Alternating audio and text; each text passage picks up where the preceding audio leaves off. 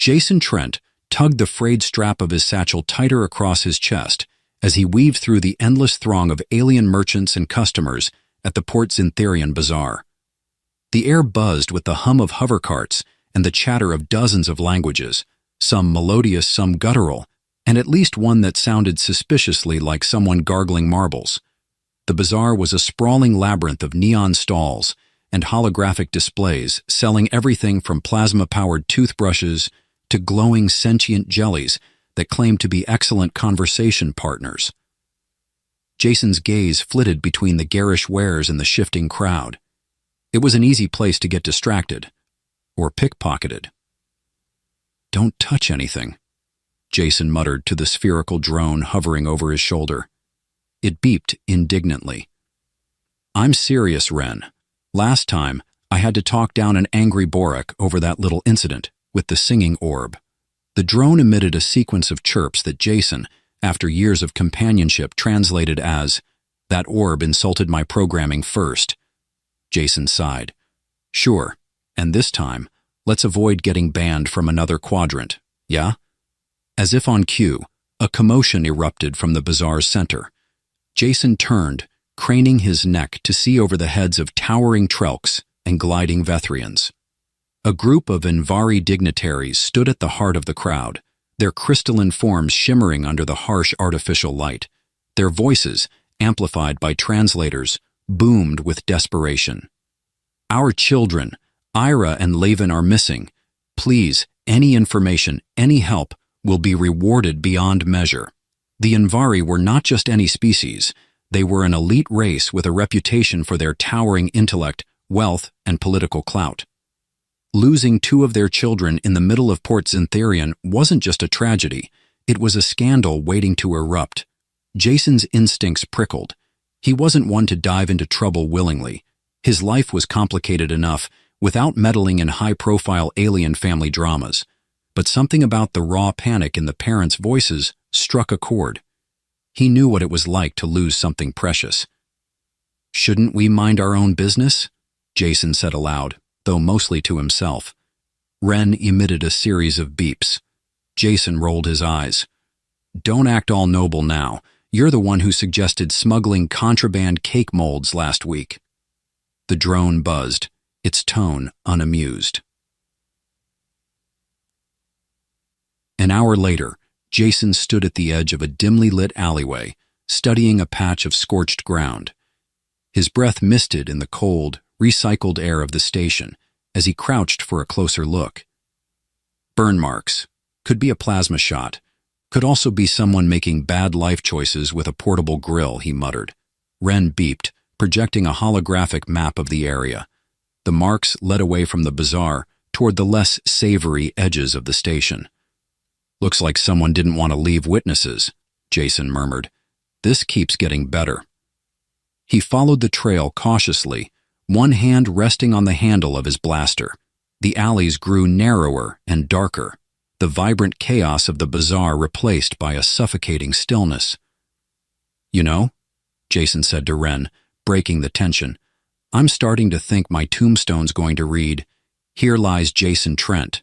Got curious once too often.'" The drone emitted a low, sarcastic hum. "I'm serious," Jason continued. "I could have been a farmer on some backwater moon, a quiet life, maybe even a pet pig. But no, I had to be the guy chasing alien kidnappers through shadowy alleys." The trail led to a warehouse on the outskirts of the station, its doors sealed and its windows dark. Jason crouched behind a stack of crates, surveying the area. "Place looks like a postcard for bad decisions," he muttered. "Ren, scan it."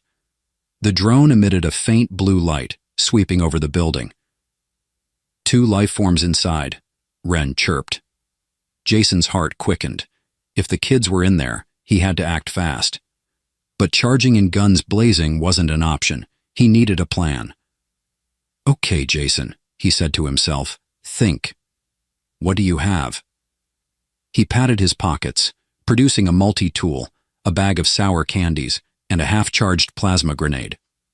"Right," he said. "MacGyvering it is." Moments later, Jason approached the warehouse wearing what could only be described as a makeshift costume, a sheet of metallic tarp draped over his shoulders, with the plasma grenade strapped to his chest like an improvised fashion statement. "Attention!"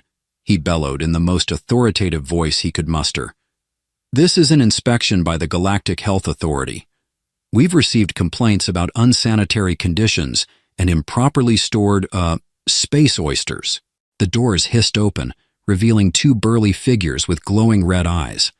They looked at Jason, then at each other, clearly unsure how to react. "Space oysters?" one growled. Jason nodded solemnly. "Deadly stuff. You don't want to mess with the health authority.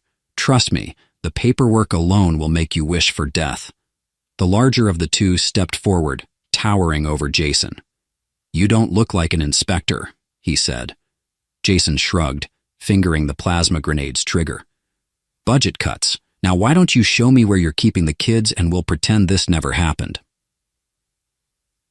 The humor faded as Jason entered the warehouse's dim interior. Two small, crystalline figures huddled in a corner, their translucent skin glowing faintly. Era and Levin. "Hey kids," Jason said softly, crouching down.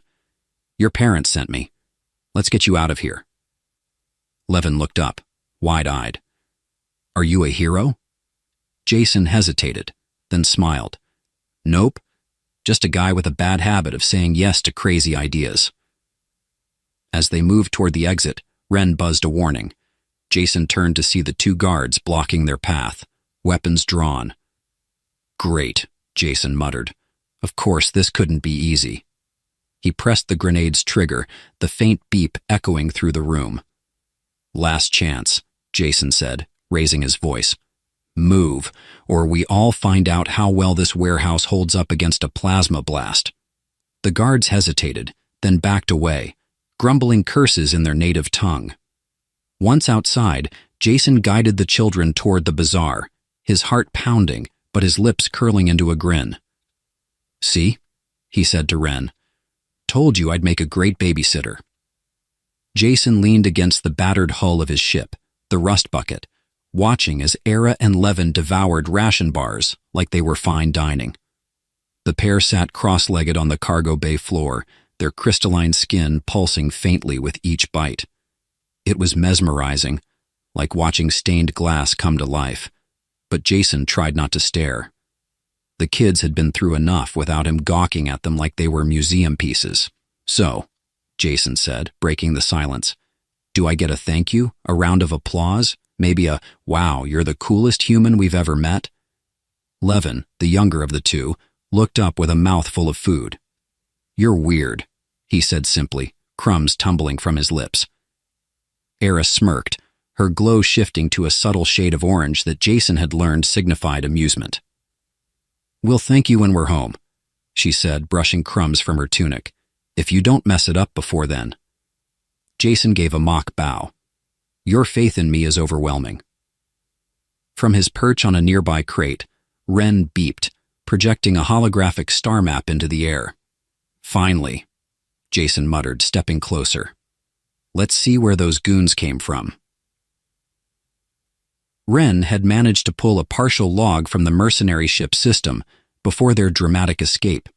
It pointed to a rogue hideout on the edge of the Xanthus asteroid belt, a place notorious for housing the galaxy's least charming individuals. Jason studied the hologram, scratching his stubbled chin. The Xanthus belt. Great. Nothing says family road trip like dodging asteroid storms and pirates. "Are we going there?" Levin asked, his crystalline form brightening with curiosity. "Don't sound so excited," Jason replied. "It's not a theme park, more like a theme park run by homicidal lunatics."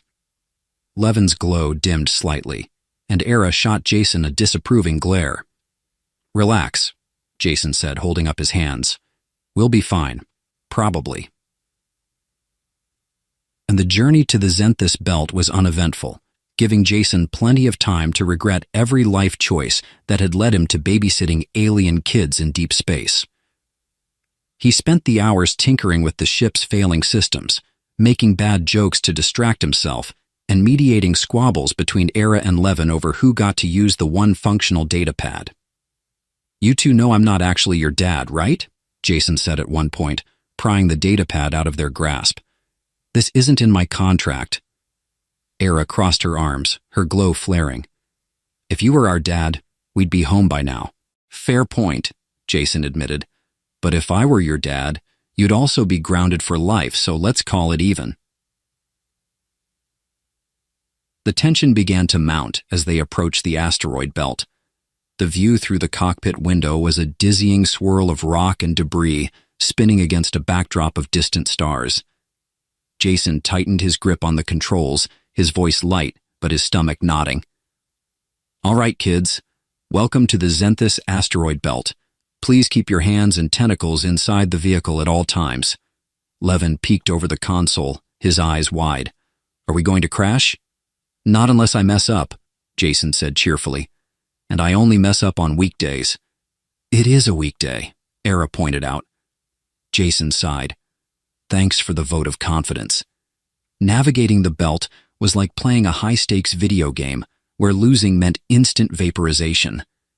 Jason's hands danced over the controls, dodging asteroids and muttering under his breath. Ren chirped warnings from his usual spot, his tone somewhere between helpful and smug. "I see it, Ren," Jason snapped, swerving to avoid a particularly large chunk of rock. "Do you want to drive?" The drone beeped in what Jason interpreted as a resounding no. Amid the chaos, Levin's voice piped up. "You're actually kind of good at this." Jason grinned despite himself. "Don't sound so surprised, kid. I've been dodging trouble my whole life."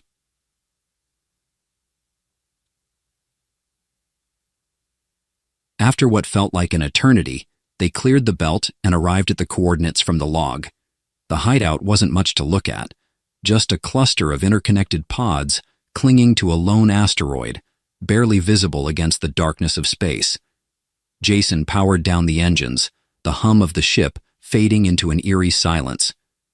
"Here we are," he said, leaning back in his seat. "The middle of nowhere, population, bad guys." Era frowned, her glow dimming. "Do we have to go in there?" Jason turned to face her, his expression softer than usual. "We don't have to do anything, kid. But if we want answers, like why someone thought it was a good idea to kidnap you, we've got to take the risk."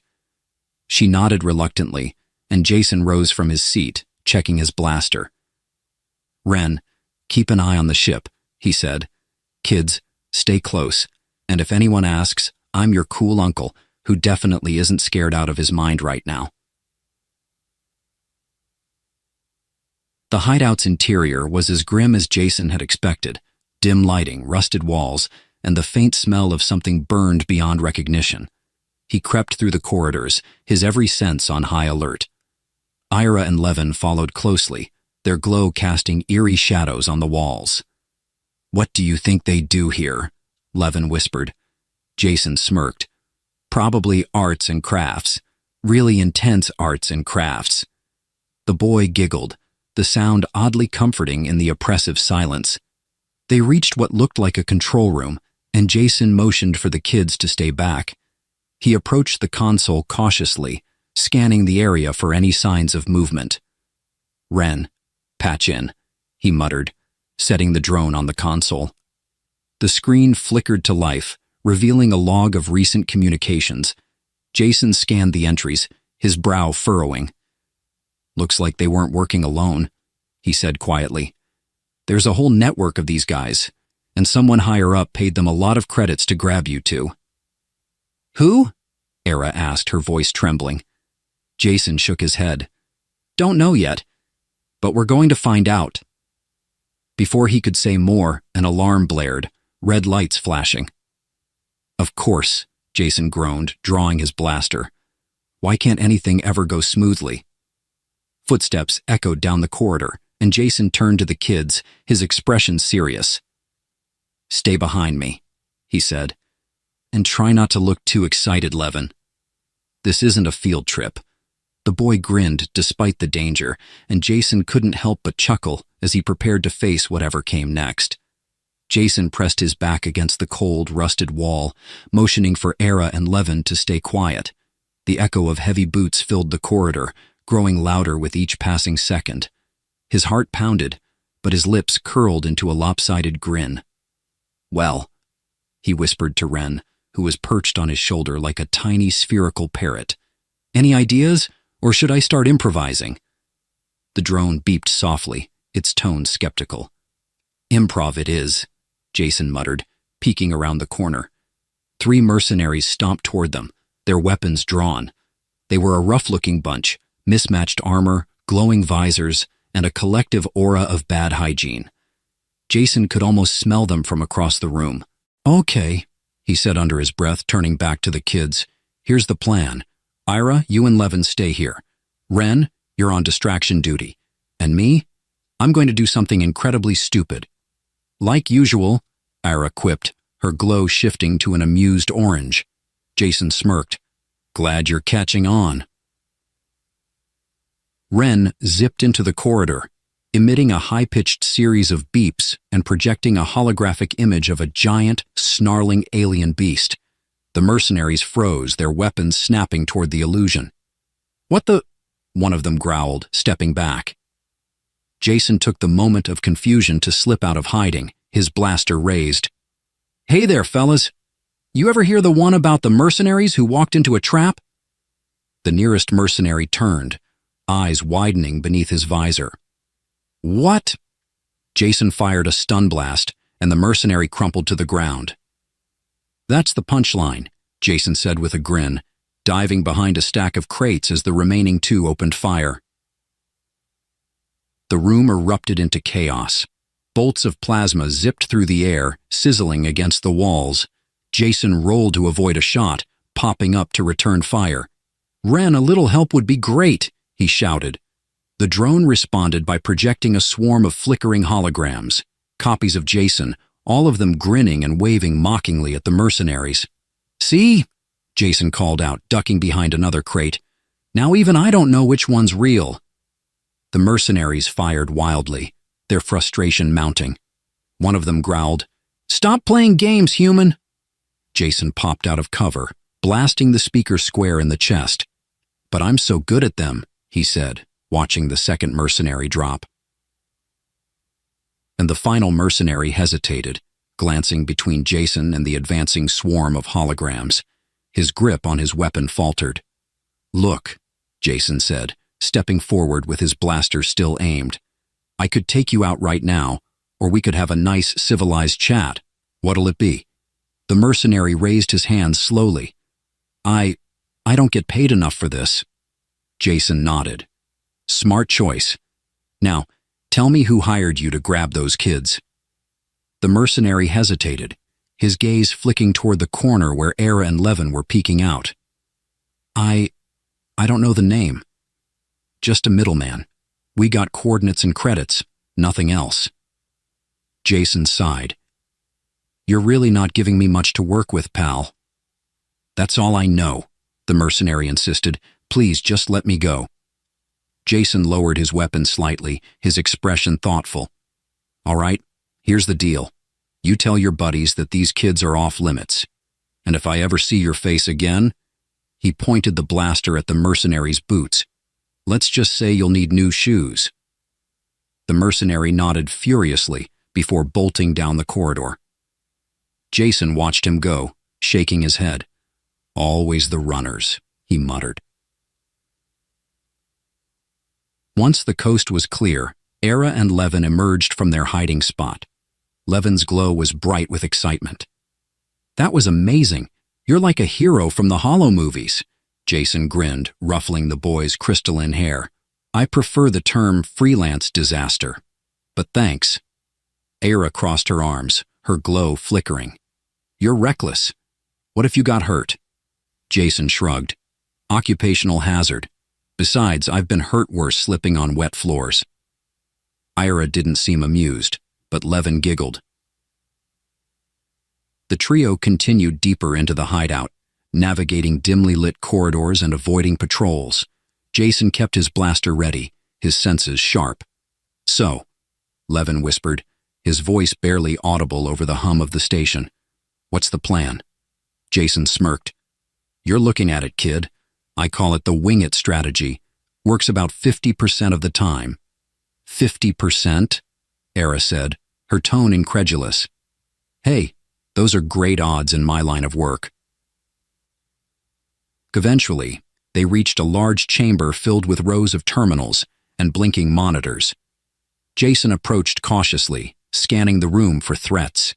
It appeared empty, but his gut told him they weren't alone. Ren beeped a warning, confirming his suspicion. Jason held up a hand, signaling for the kids to stay back. A voice echoed from the shadows, smooth and mocking. Well, well, a human playing hero. How quaint. Jason turned to see a tall figure step into the light. They were Invari, their crystalline form sharper and darker than Ira and Levin's. Their glow pulsed with a menacing red hue. "You must be the mastermind," Jason said, keeping his blaster steady. "Or just someone with too much free time." The figure chuckled. "You're amusing, but this game is over. Hand over the children, and I might let you leave in one piece." Jason raised an eyebrow. Tempting offer, but I think I'll pass. The Invari tilted their head, their glow intensifying. "You're outmatched, human. You have no idea who you're dealing with." Jason smirked, his grip tightening on the blaster. "Funny, I was just about to say the same thing." The standoff was broken by a sudden surge of noise, alarms blaring and lights flashing. Ren zipped to Jason's side, chirping frantically. "More reinforcements?" Jason muttered. "Great, just what we needed." The Invari snarled, their form flickering as they prepared to strike. Jason didn't wait. He fired, the blast missing by inches as the figure darted into the shadows. "Run!" Jason shouted, grabbing Era and Levin's hands and pulling them toward the exit. They sprinted through the corridors, plasma bolts zipping past them. Ren provided cover, projecting more holograms to confuse their pursuers. "Next time," Jason panted, "remind me to take a vacation instead of saving alien kids." Levin grinned despite the chaos. "This is way better than a vacation."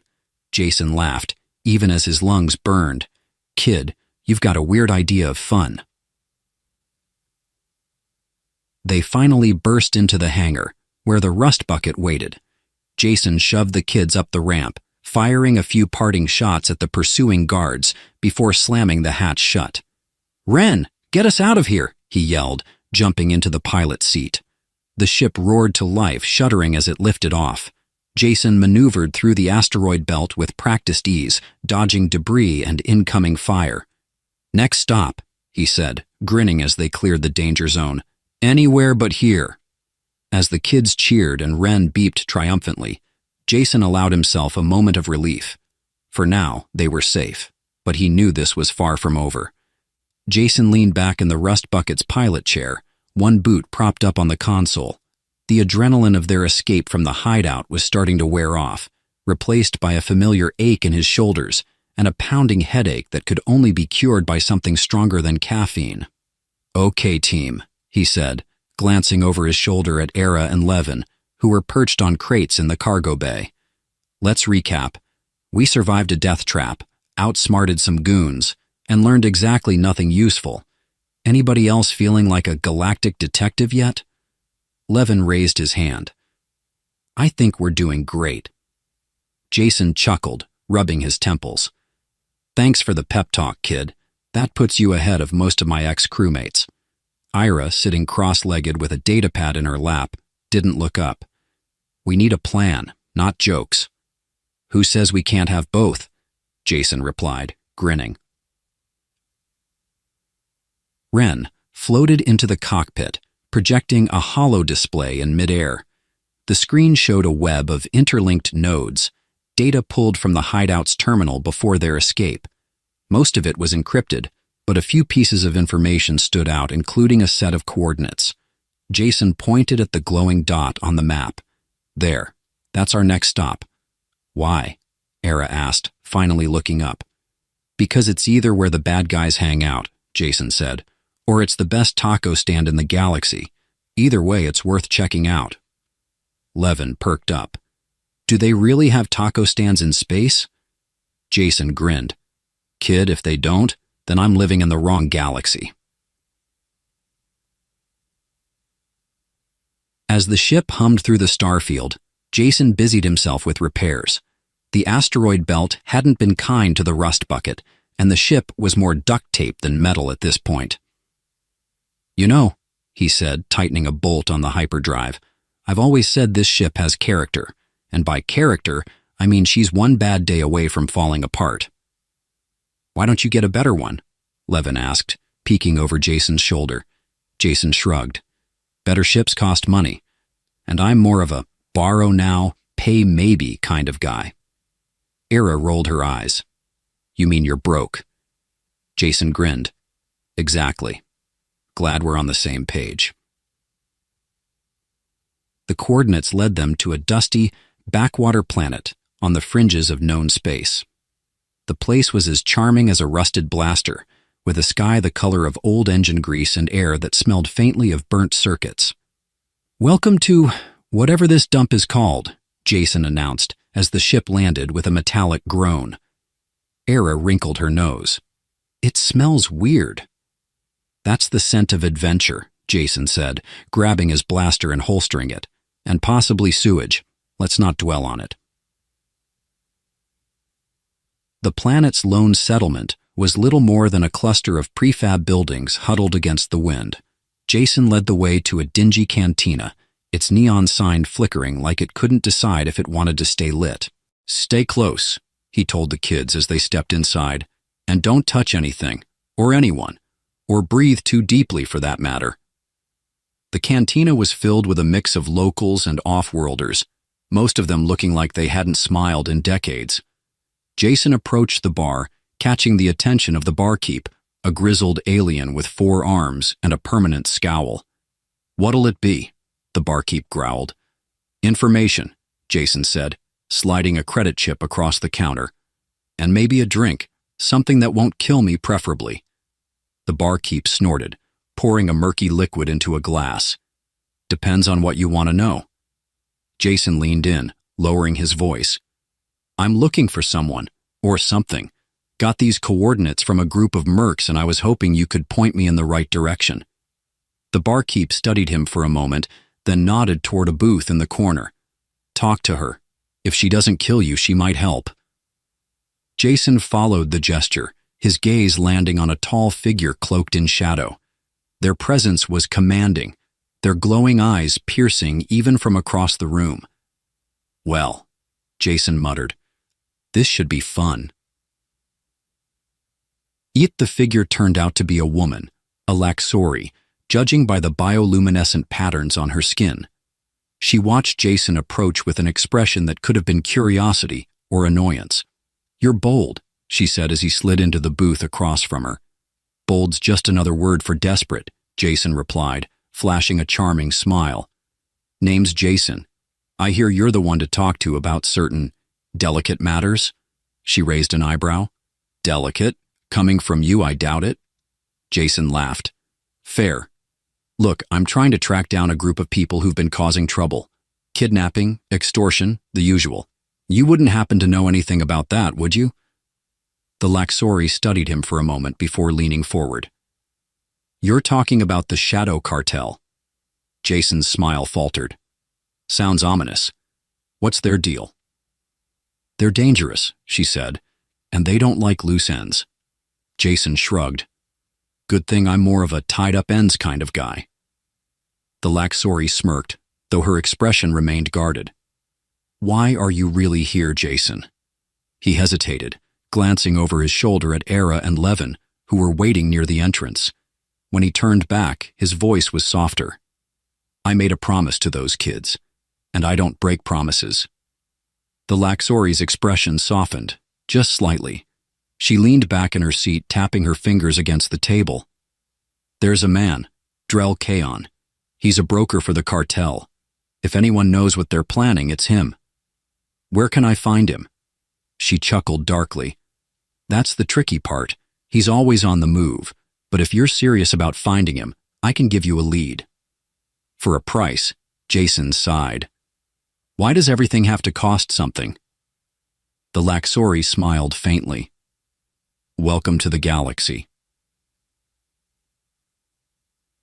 After exchanging credits for information, Jason regrouped with the kids. Did you get what we need? Era asked.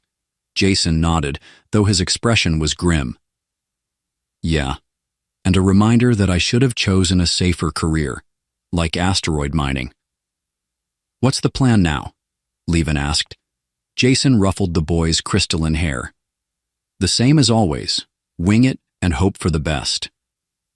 Era rolled her eyes, but there was a faint smile on her face. As they boarded the rust bucket and prepared to chase down their next lead, Jason couldn't shake the feeling that they were diving headfirst into a storm. But for better or worse, he wasn't the kind of guy who backed down. Buckle up, kids, he said, flipping switches on the control panel. The adventure's just getting started. The rust bucket shuddered as it emerged from hyperspace, the stars streaking back into pinpricks of light against the endless black. The coordinates the Laxori had provided led to a dense nebula, its swirling hues of purple and gold casting an eerie glow over the cockpit. Jason stared out the viewport, scratching his chin. Well, this is charming, he muttered. Nothing says welcome like a nebula that looks like it wants to eat us. Levin, perched on the edge of his seat, gasped in awe. It's beautiful. Ira, standing behind them with her arms crossed, gave Jason a skeptical look. Are you sure this is the right place? Jason tapped the console, bringing up the nav data. It's either the right place, or we've just stumbled into an interstellar light show. Either way, keep your eyes peeled. The ship drifted deeper into the nebula, its sensors struggling against the interference. Ren zipped around the cockpit, chirping anxiously as Jason muttered under his breath, flipping switches and adjusting dials. You know, he said, glancing at the drone, I'd love it if just once our mysterious lead didn't involve flying blind into an uncharted death trap. Ren beeped a sarcastic reply, and Jason chuckled. Yeah, keep up the optimism, buddy. Era leaned over his shoulder, frowning at the flickering holo display. Can't you stabilize the sensors? I'm trying, Jason replied. But this nebula's like a drunk magician. It keeps pulling tricks out of nowhere. Levin giggled, and even Era's stern expression softened slightly. As they ventured further, the interference grew worse. The ship jolted suddenly, throwing Jason forward into the console. What was that? Era demanded, gripping the back of his seat. Jason groaned, rubbing his forehead. Probably nothing. Or everything. Hard to say. Ren emitted a frantic series of beeps, projecting a 3D map onto the display. A massive object loomed ahead, hidden within the swirling gases. Jason squinted at the map. Looks like a station, or a really big space pancake. Either way, we're about to find out. The object turned out to be a derelict space station, its skeletal frame barely holding together. Faint lights flickered along its surface, casting long shadows that seemed to shift and writhe as the rust bucket approached. Okay, Jason said, steering the ship toward an exposed docking port. Let's go say hi. Politely, of course. Levin's glow brightened with excitement. Are there going to be aliens? Jason grinned. Kid, there are always aliens. Ira shot him a warning look. Be careful. This place feels wrong. Jason nodded, his grin fading. Yeah, I feel it too. But hey, nothing ventured, nothing gained, right? They disembarked cautiously, stepping into the dimly lit station. The air was stale, heavy with the scent of ozone and decay. Ren hovered ahead, its lights casting eerie patterns on the walls. Jason held his blaster loosely at his side, his senses on high alert. All right, team, let's keep this quick and quiet. And if anyone asks, we're here for a bake sale. Levin giggled, but Era rolled her eyes. As they moved deeper into the station, they encountered signs of a struggle, scorch marks on the walls, discarded weapons, and ominous stains that Jason decided not to comment on. "Looks like someone had a bad day," he muttered. "Or a bad decade," Era added, her glow dim with unease. They eventually reached a central chamber, where a massive terminal hummed softly. Jason approached it cautiously, tapping a few keys. The screen flickered to life, displaying a stream of encrypted data. "Bingo," he said, pulling out a datapad. "Let's see what our friends have been up to." Ren interfaced with the terminal, its lights blinking rapidly as it worked to decode the data. Jason leaned against the console, his gaze flicking to the shadows. "Is it just me?" he said, "or does it feel like we're being watched?" Era's glow brightened slightly. "It's not just you." Levin huddled closer to Jason, his usually bright demeanor subdued. "What if it's ghosts?" Jason smirked, ruffling the boy's crystalline hair. "Ghosts, huh? If they show up, I'll introduce them to my blaster. It's very persuasive." As Ren worked, the sound of distant footsteps echoed through the chamber. Jason's grip on his blaster tightened, his expression hardening. "Looks like we've got company," he said. The door slid open, revealing a group of armed figures. Their armor was sleek and black, their visors glowing an ominous red. At their center stood a tall figure, their presence radiating authority. "Well, well," the leader said, their voice smooth and cold. "A human, some stray Invari, and a toy drone. What an interesting combination." Jason raised an eyebrow. "And you are—" The leader smirked. "Drell Kaon. And you're trespassing." Jason sighed. "Great. I was hoping for tacos, but instead I get another bad guy monologue." The tension in the room was palpable as Drell's men raised their weapons. Jason glanced at Era and Levin, who stood frozen with fear. "Stay behind me," he said softly, his tone serious. Era nodded, her glow steady despite the danger. Jason turned back to Drell, forcing a grin. "Look, I get it. You're important, you've got minions, and you probably spend too much time practicing your evil glare in the mirror. But here's the thing. I don't scare easy." Drell's smirk faltered, replaced by a flicker of irritation. "You're a fool." "Guilty as charged," Jason replied, firing the first shot. The chamber erupted into chaos. Jason ducked behind the terminal, returning fire as Drell's men spread out. Ren projected holograms to confuse the enemy, while Era used her bioluminescence to create blinding flashes of light. Levin huddled behind a crate, his glow flickering with anxiety. "What do we do?" he asked, his voice trembling. "Stay down and let me handle it," Jason said, his tone reassuring. The battle was intense, but Jason's quick reflexes and Ren's tricks kept them one step ahead. Era proved resourceful, using her abilities to disorient their enemies. Finally, only Drell remained, his men either incapacitated or retreating. Jason leveled his blaster at the leader, his expression hard. "You've got one chance, Kaon. Tell me what the cartel is planning." Drell laughed, blood trickling from a cut on his cheek. "You have no idea what you've stumbled into, human. This is bigger than you, bigger than all of us." Jason frowned. "Cryptic and unhelpful. Thanks for nothing." Before he could press further, Drell activated a device on his wrist, vanishing in a flash of light. Jason groaned. "Great. Another dramatic exit. Why do bad guys always have to make things so complicated?" As the dust settled, Jason turned to Era and Levin, who were still shaken but unharmed. "You okay?" he asked, his voice gentle. They nodded, and Levin managed a small smile. "You're really good at this." Jason chuckled, holstering his blaster. "Good? Kid, I'm the best. Now let's get out of here before something else explodes." With Ren's help, they downloaded the remaining data from the terminal and made their way back to the rust bucket. As they prepared to leave the station, Jason couldn't shake the feeling that Drell's words were more than just empty threats. Whatever the Shadow Cartel was planning, it was far from over. and they were right in the middle of it. The rust bucket roared through hyperspace, its patched-together systems straining to hold the course. Jason leaned back in the pilot's seat, tapping the console rhythmically while Ren hovered at his side, projecting the decrypted data they'd managed to salvage from the derelict station. The projection showed a labyrinthine map, dotted with flashing icons and scrawled with alien script.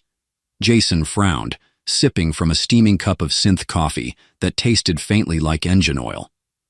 "Okay, Ren," he said, pointing at a particularly ominous flashing red dot. "This looks like a trap.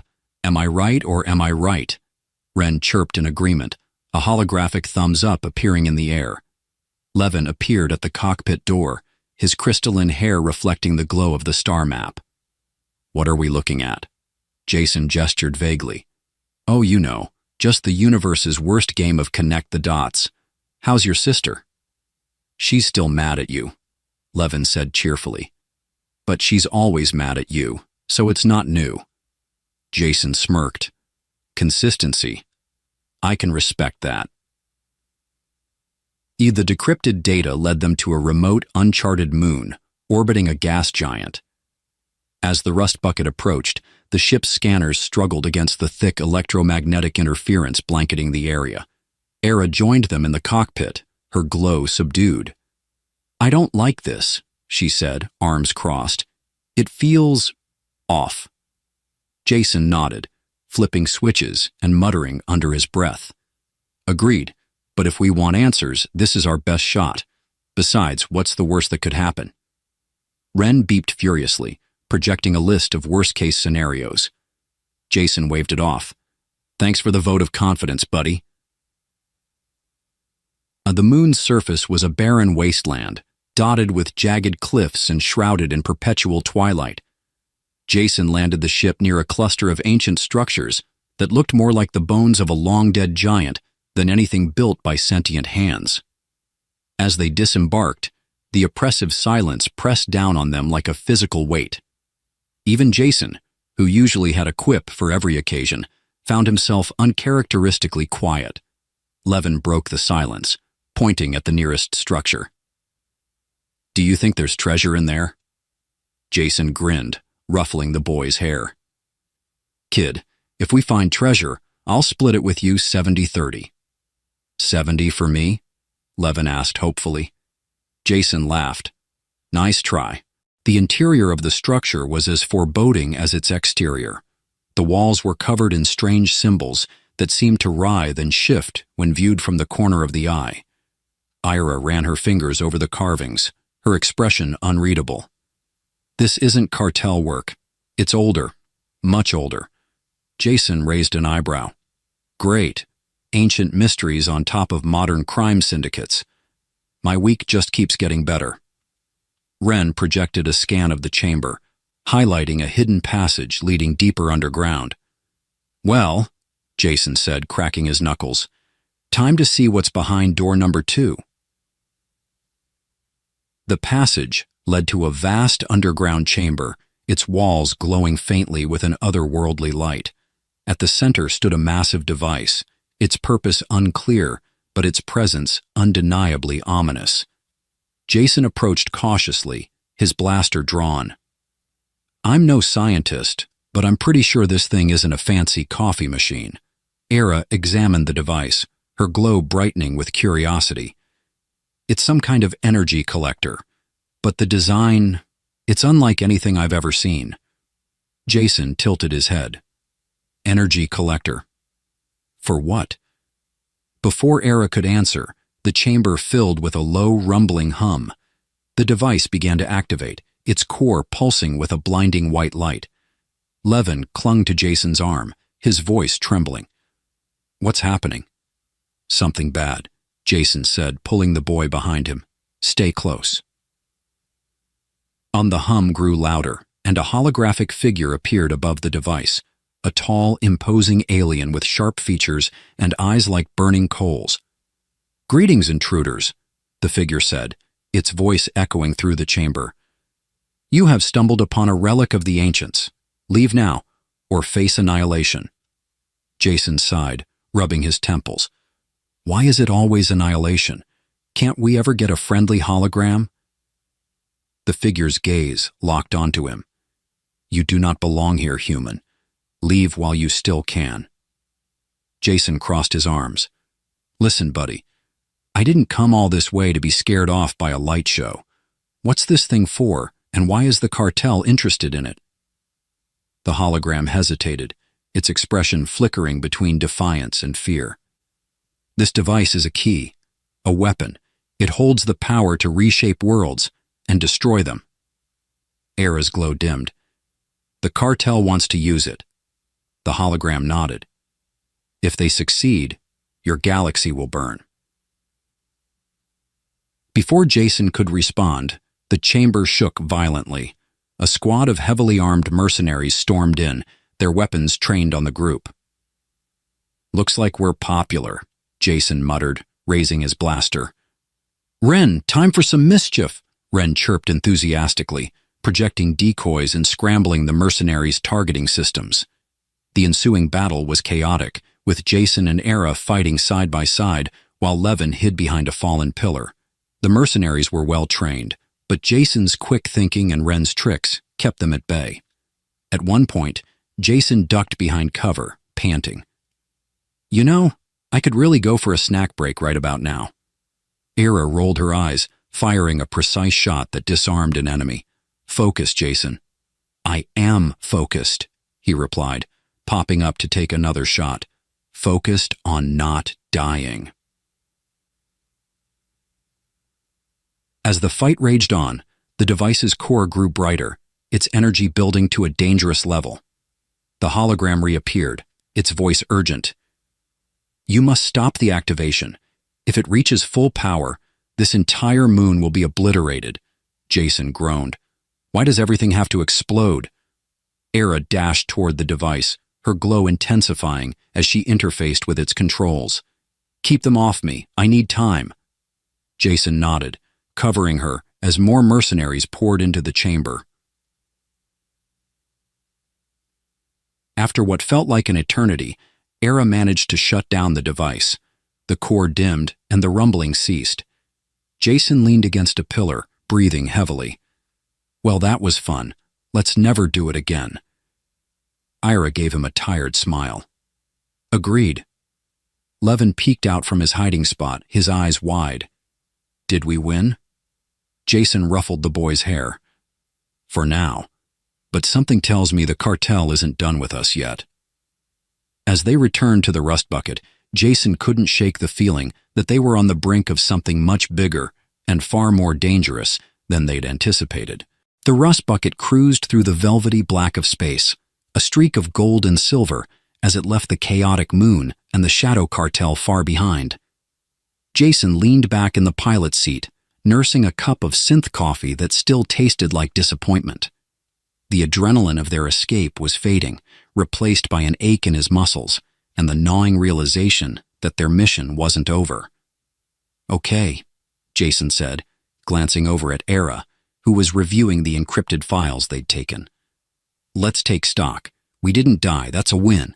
We stopped the giant space toaster from blowing us all up. Another win. And we stole a bunch of cartel secrets. Triple win, right? Era's glow remained subdued as she studied the data. The cartel's plans are worse than we thought, she said quietly. They're not just targeting one planet. They're building a network. Devices like the one we just deactivated, scattered across the galaxy. Jason winced. So, you're saying we poked a very angry bear and then stole its honey? Levin popped his head into the cockpit, holding a bowl of what Jason generously called space cereal. What kind of bear? Like a big fluffy one, or the kind that eats you? Jason chuckled. Definitely the eating kind, kid. As the rust bucket approached Laxor Prime, the homeworld of Era's people, the reality of their journey began to sink in. They were returning not just as survivors, but as heroes, albeit reluctant ones. The sprawling cityscapes of the capital came into view, their crystalline spires reflecting the light of the twin suns. Jason let out a low whistle. You know, your planet looks like someone tried to make a disco ball out of diamonds. Levin laughed, but Era's expression remained serious. My father won't see it that way, she said. He'll focus on what we didn't accomplish.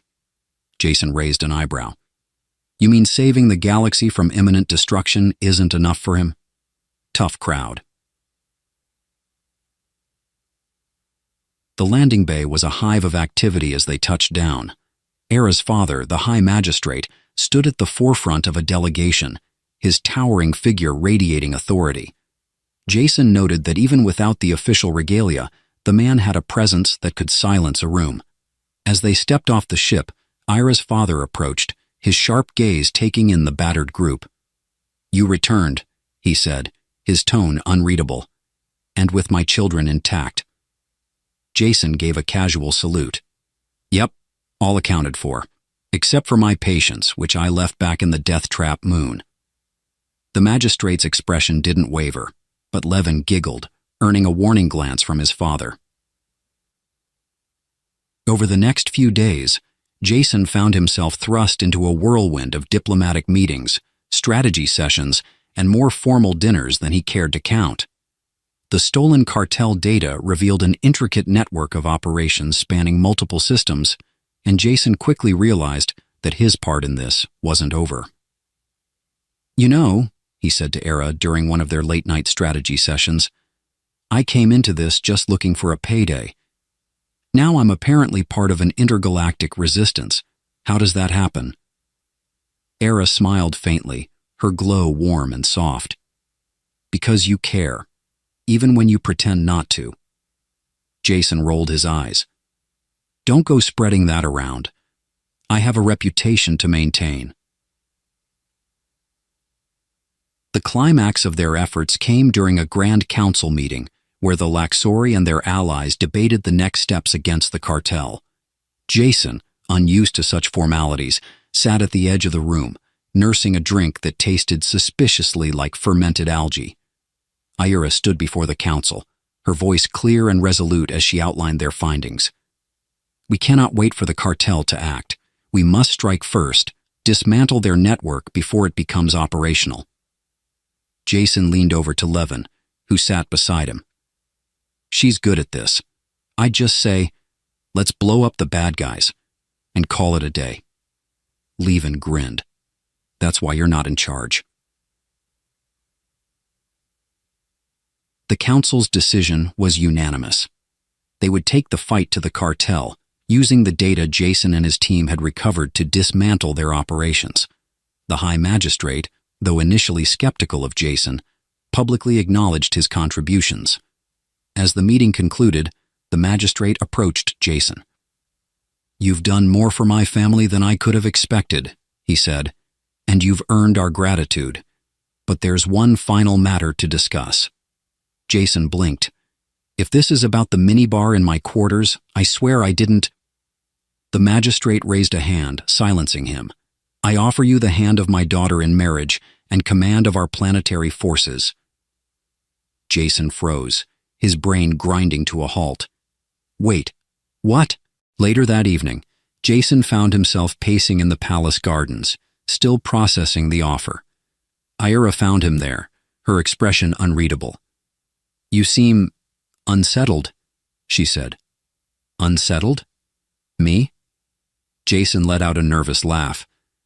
Nah, I'm perfectly fine. Just got offered an alien army and a wife in the same sentence. Happens all the time. Era chuckled, a rare sound that made Jason pause. You don't have to accept. My father was simply following tradition. Jason rubbed the back of his neck. It's not that I don't... I mean, you're great, obviously. It's just... a lot. Era's glow brightened slightly. You've already given more than we could ask. Whatever you choose, you'll always have a place here. In the end, Jason declined the offer to stay on Laxor Prime, choosing instead to return to the stars. But his departure wasn't the end. It was the beginning of a new chapter. Era and Levin joined him, their bond forged in the fires of their shared journey. As the rust bucket soared into hyperspace, Jason leaned back in his seat, a grin spreading across his face. So, where to next? Era smiled, her glow warm and steady. Wherever there's trouble. Levin cheered, and Ren projected a map of the galaxy, highlighting potential destinations. Jason chuckled. Trouble, huh? Sounds like my kind of vacation. And with that, their adventure continued, the stars stretching endlessly ahead.